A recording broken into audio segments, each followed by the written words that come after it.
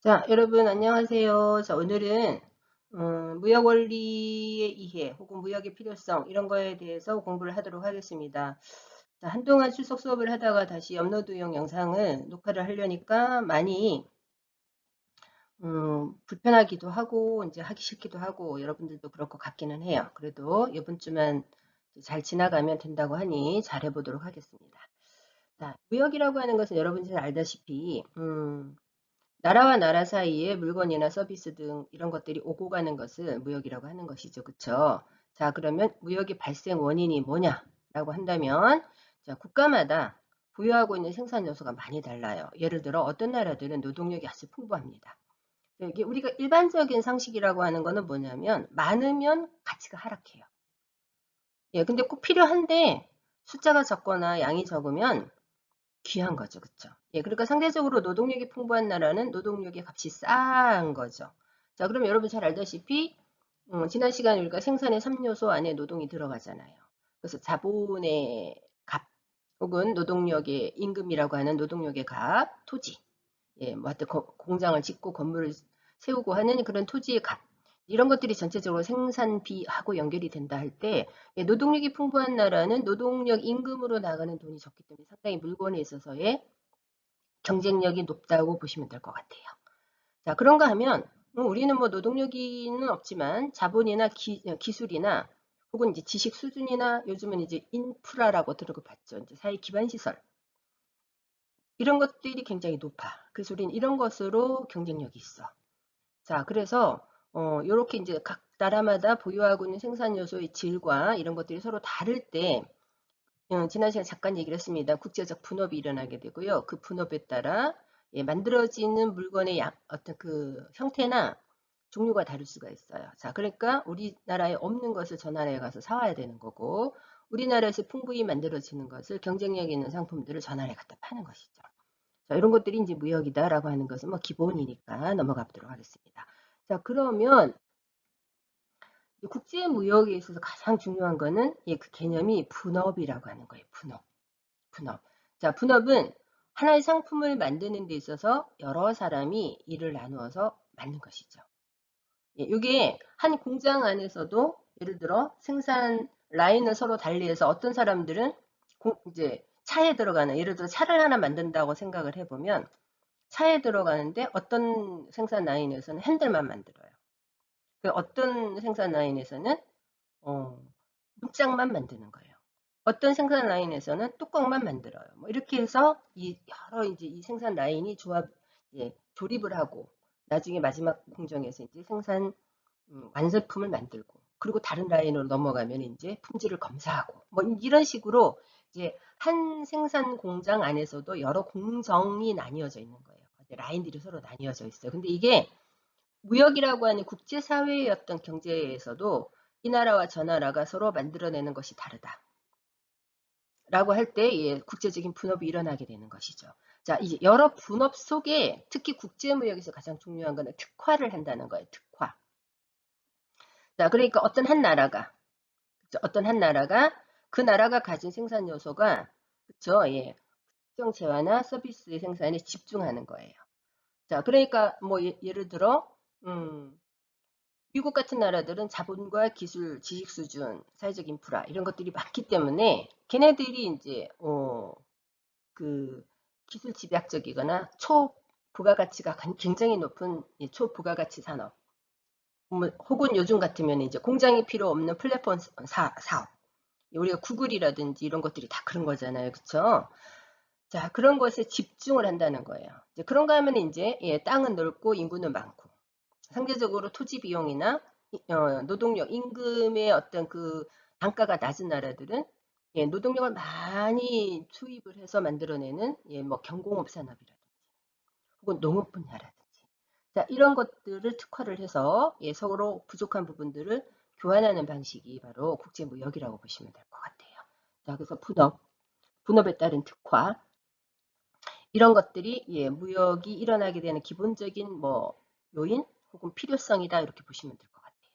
자, 그러면 예를 들어 이렇게 특화를 통해서 혹은 국제 무역을 통해서 어느 한 나라만 이익을 가져간다라고 하면 손해를 보는 나라에서는 무역을 할 이유가 없겠죠.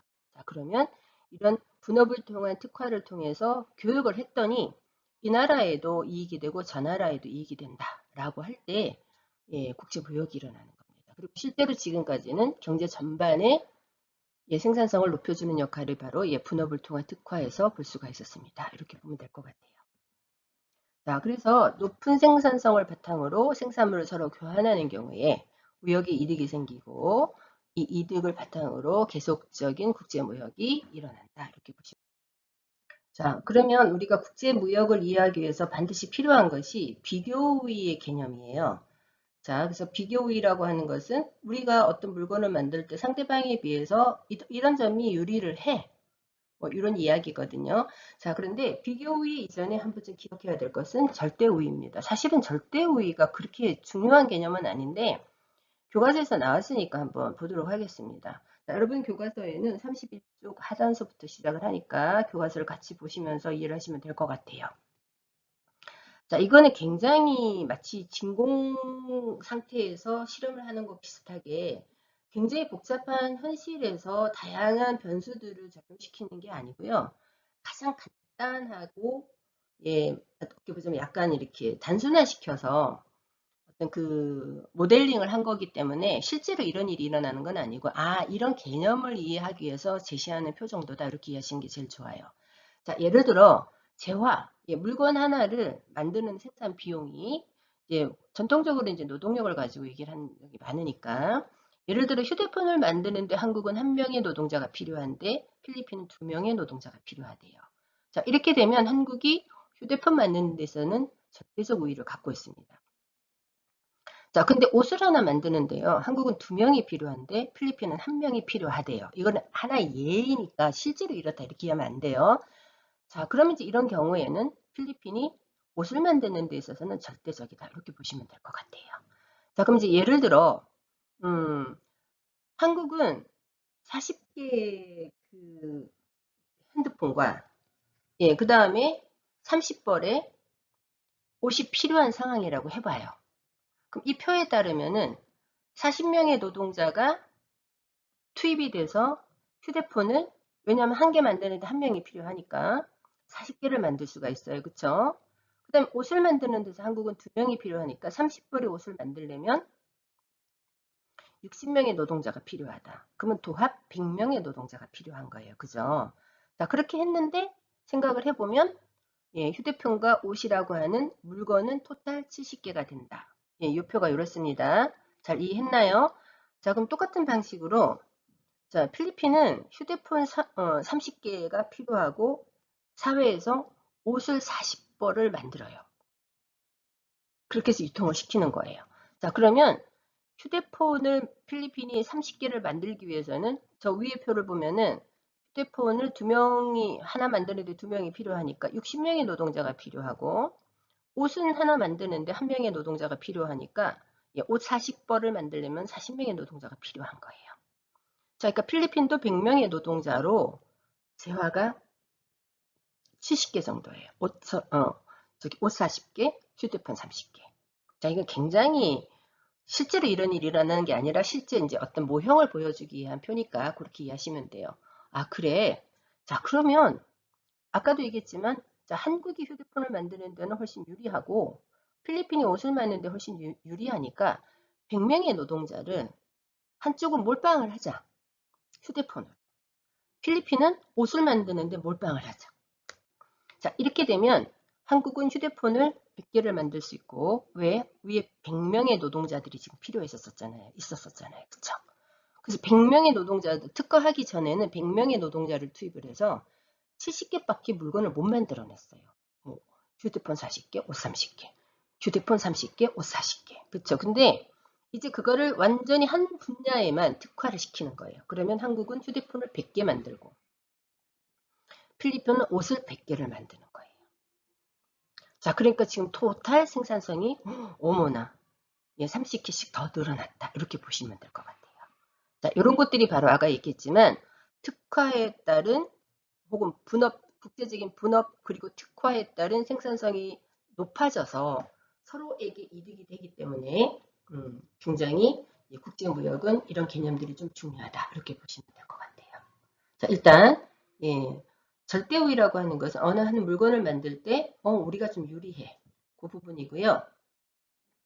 자, 그 다음에 이렇게 해서 이제 만약에 이 절대우위를 바탕으로 분업 내지는 국제적인 분업 내지는 특화를 시켰을 경우에는 어머 생각했던 것보다 생산성이 많이 높아진다라고 하는 것만 이 표를 통해서 이해하시면 될 것 같습니다. 자, 다음 넘어가 보도록. 자, 이제 절대 우위를 알았다면 그거하고는 조금 다른 개념으로 비교 우위를 한번 보도록 하겠습니다. 자, 비교 우위는 한 나라가 다른 나라에 비해서 상대적으로 더 작은 기회비용으로 상품을 생산할 수 있는 능력. 자, 그러니까 이 비교 우위는 진짜로 국제무역을 발생시키는 굉장히 중요한 개념이기는 해요. 근데 또 어려운 말이 나왔잖아요. 기회비용. 자, 그럼 기회비용이 뭐냐 하면 어떤 선택을 할 때 포기하는 가치예요. 예를 들어 내가 10,000원이 있어요. 자, 이 10,000원 갖고 뭐를 할까 고민을 하다가 영화를 볼까? 책을 살까? 혹은 뭐 맛있는 음식을 먹을까? 그래서 최종적으로 예를 들어 맛있는 음식을 먹는다 할 때, 그러니까 영화관을 안 가거나 책을 안 사는, 그래서 포기하는 가치예요. 그럼 우리가 이제 상식적으로 생각을 해보면 어떤 가치를 생각하세요? 그쵸. 버려지는 가치가 훨씬 적고 내가 선택한 가치가 훨씬 높아야지 선택을 하는 거잖아요. 그쵸? 예, 그래서 마찬가지로 기회비용은 적을수록 좋은 거예요. 그러니까 내가 버려지는 가치가 내가 선택한 가치보다 적어야 예, 그것이 비교에 있다 이렇게 얘기를 하는 거죠. 자, 그러니까 기회비용이 작은 재화의 생산에 비교율을 갖는다 이렇게 얘기를 하는 거죠. 자, 예를 들어 이런 표가 하나 있다고 한번 생각을 해보세요. 재화 1단위 생산 비용이 한국은 자전거를 만드는데 9명이고 중국은 10명이에요. 그럼 우리가 절대우위라는 개념으로 놓고 보자면 자전거 만드는데 한국이 절대우위에 있어요. 그죠? 그런데 이제 반도체를 한번 볼까요? 반도체는 한국이 8명이고 중국이 12명이잖아요. 어머. 그러니까 한국이 반도체에서도 절대우위에 있어요. 그러니까 우리는 자전거이든 반도체이든 절대우위 개념만으로 얘기를 하면 한국이 다 만들어야 돼요. 자, 그러면 국제무역이 일어날 수가 없는 거잖아요. 그죠? 자, 그러면 이제 한국과 중국이 서로 분업을 하자. 할 때 어느 나라가 어느 것을 선택하느냐는 여러분이 그냥 이거는 굉장히 단순한 표니까 딱 봐도 알겠다. 뭐 한국은 반도체고 중국은 자전거네. 그쵸? 이렇게 이해할 수가 있어요. 그죠?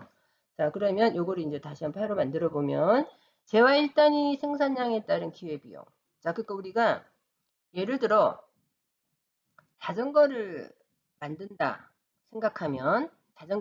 생각하면 그쵸? 어, 9명의 노동자가 투입이 되는 거잖아요. 그래서 한 개를 만드는 거잖아요. 그럼 만약에 9명의 노동자가 반도체 쪽으로 갔다고 생각을 하면 그쵸? 반도체의 8분의 9가 지금 자전거 한 대 만드느라고 9명의 노동자가 필요했고 반도체 8분의 9개가 버려진 거예요. 자, 요거는 선생님이 말을 붙이면 붙일수록 사실 조금 더 말이 많아지면 더 어렵습니다. 여러분이 직관적으로 그럴 수 있겠구나 이렇게 이해하는 게 제일 좋아요. 자, 그러면 이제 중국 같은 경우는 자전거를 선택을 했어요. 자, 그러면 자전거는 10명이 필요하니까 그쵸? 10명이 반도체 쪽으로 갔다 할 때 그쵸? 반도체는 사실 12명이 필요한데 지금 10명밖에 안 들어가는 거니까 반도체를 한 개도 채 못 만들어요. 그죠? 그러니까 6분의 5개 정도가 버려지는 거예요. 자, 같은 방식으로 이해하면은 한국이 반도체를 선택을 하고 자전거를 버렸을 때는 자전거 9분의 8대가 버려지는 거예요. 이게 포기하는 가치예요. 왜? 8명 이해해 보시면 9명이 필요한데 뭐 우리는 8명밖에 없으니까 자전거 한 대 만드는데 9분의 8 정도다. 이렇게 보시면 됩니다. 자, 똑같은 방식으로 자전거가 이제 중국이 반도체를 선택을 했다 할 때는 자전거 5분의 6대가 사라지는 거예요. 자, 요거를 이제 계산을 해보면 기회비용은 적어야 선택하는 거잖아요. 그쵸? 예, 그러니까 작아야 선택하는 거다 생각하면 비교우위라는 개념을 따지면 한국은 반도체가 예, 비교우위 국가예요. 그쵸? 예, 자전거를 버리는 게 나아요. 중국은 반도체를 버리는 게 나아요. 그래서 자전거 비교우위 국가다. 이렇게 보시면 될 것 같죠. 자, 이렇게 해서 이제 한국은 반도체에 올인하고 중국은 자전거에 올인을 해서 서로 만드는 제품이 다르기 때문에 교역이 일어난다. 이게 아주 단순한 논리다. 이렇게 보시면 될 것 같습니다. 이해가 되시나요? 근데 여러분이 교과서를 보면 복잡하게 뭐 예를 들어 이렇게 특화를 했을 경우에 뭐가 더 들어가거나 이런 표가 있는데 그게 제가 선생님 계산을 해보면 복잡하기도 하지만 표 자체가 좀 잘못된 표도 있어서 그냥 그건 패스하도록 하겠습니다. 아, 그냥 여러분은 아까 절대우위 개념을 이해하면 되고요. 지금 여기서 진짜 중요한 건 절대우위 개념만으로 이해를 할 때는 국제교육이 일어나기가 쉽지 않은 경우도 있어요. 그러니까 아까도 그래서 비교우위라는 개념이 필요한 거예요. 자, 비교우위를 생각을 하려면 기회비용이 필요한 거고요. 자, 그래서 기회비용의 개념을 생각을 해봤더니 실제로 절대우위로 놓고 보자면 한국은 자전거 반도체에서 다 절대우위가 있는 거예요. 그러나 그렇게 하면 교육이 일어나지 않기 때문에 한국은 반도체에 올인을 해서 만들고 중국은 예, 기회비용이 작은 반도체를 버리고 자전거를 선택하는 것이 예, 국제무역상 옳다라고 하는 것만 여러분이 이해를 하시면 될 것 같습니다. 자, 그래서 절대 우위가 없는 국가라 할지라도 지금 방금 본 것처럼 기회비용이라는 개념으로 접근했을 때는 당연히 비교 우위가 있는 산업이 있어요. 그죠? 자, 그래서 비교 우위를 고려해서 예, 그 분야를 특화할 경우에는 예, 양국이 모두 다 무역 이익을 얻을 수 있다라고 하는 것이 국제무역 원리의 가장 기본적인 것이다. 이렇게 이해하면 될 것 같습니다. 자, 그래서 그러니까 보다시피 무역을 하고 막 물건을 많이 만들어내는데 실제로 표에서는 같은 노동력을 투입하는 거예요. 예, 필요한 생산 자원이 더 투입되거나 하지 않습니다. 그럼에도 불구하고 결론적으로는 상품의 양이 늘어나게 돼요. 이게 생산성이 높다라고 하는 거잖아요. 그죠? 자, 그래서 우리는 다시 강조합니다만 특화를 통해서 생산성의 향상 때문으로라도 예, 국제적 분업 이런 것이 필요하고 그것을 바탕에 두고 국제무역이 일어난다. 이렇게 이해하시면 될 것 같습니다. 자, 그럼 이제 교육 조건. 자, 요거는 당연히 예를 들어 우리가 자전거 한 대와 교환되는 비율은 그쵸 반도체 수량 6분의 5, 5에서 8분의 9 사이에서 결정이 되겠죠. 그죠? 그러니까 6분의 5를 넘어가면 우리가 포기하는 비용이 너무 커져 버려요. 그럼 안 되죠. 그쵸? 자, 그래서 요 이제 우리가 버려지는 그 기회비용 사이에서 예, 교환 비율이 결정이 된다. 자, 요거는 처음에 들었을 때는 아 이게 무슨 말이야 이런 생각이 드는데 한 번, 두 번 잘 생각을 해보고 다시 대면 수업을 할 때 혹시라도 이해가 안 되는 부분이 있다면 선생님하고 같이 고민해 보도록 하겠습니다. 자, 오늘 여기까지 할 거고요. 아, 아니죠. 다음 시간에 또 있네요. 미안해요. 자, 잠깐 쉬었다가 다음 시간 보도록 하겠습니다. 잠깐 조금 이따 보도록 하겠습니다. 수고했습니다.